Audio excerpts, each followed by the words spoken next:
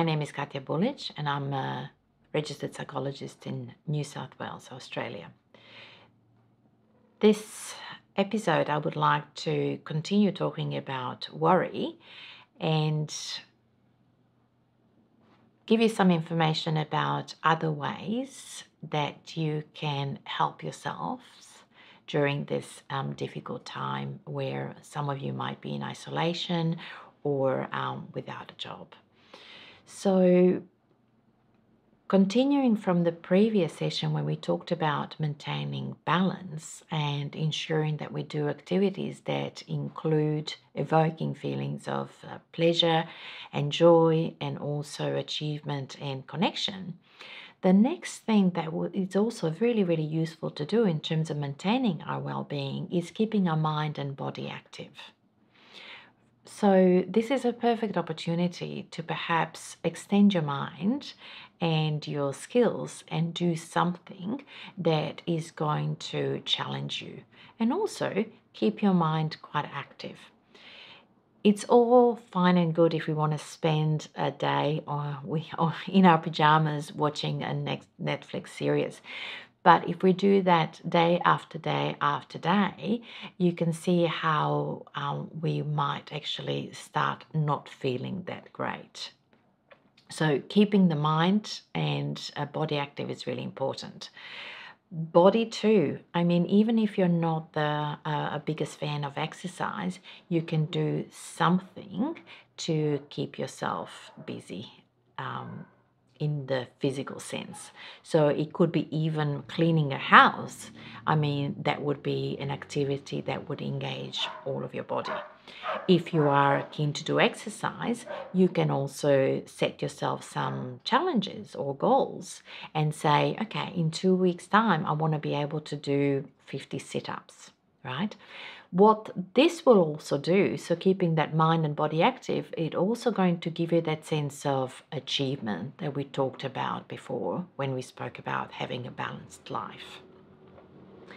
Another thing that is also really important is setting a routine.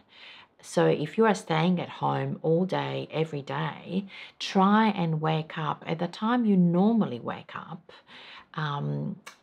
Have a shower, have breakfast, have shower, get dressed, and get ready for the day. And whatever you decide to do on that day. And also have meals at the regular times if you can, and also go to sleep at the reasonable time. Because that will help you later on when we start coming out of this coronavirus pandemic, and it will help you adjust back to the normal life.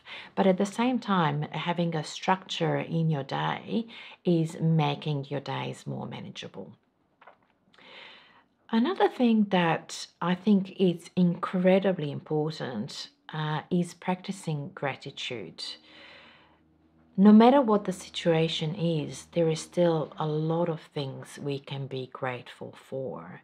And practicing gratitude and having that as a habit at the end of the day, where you write down 3, 5, 8 things that you are grateful for on that day, it's a really good way of reminding ourselves of the good things in our lives. So it could be something as simple as today the sun was shining and I was able to sit in my garden and have my coffee outside. And that's enough to make us think, yes, not everything is that bad. And there are some things that we can be still really grateful for. So this is the end of our series about worry and anxiety during the time of the coronavirus. I just really want to acknowledge my colleagues from Psychology Tool who developed a resource called Living with Worry and Anxiety amidst global uncertainty, because in the resource that guided this presentation, you can actually find more material and worksheets that, if you're interested, you can use to help you navigate these difficult times. I also want to acknowledge Richard Bully from Richard Bully Photography, who took his time to set this up and record these sessions, edit them, and put them online. Thank you, Richard.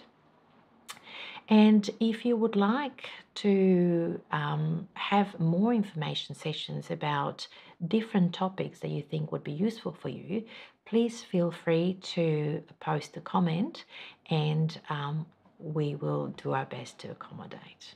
Thank you.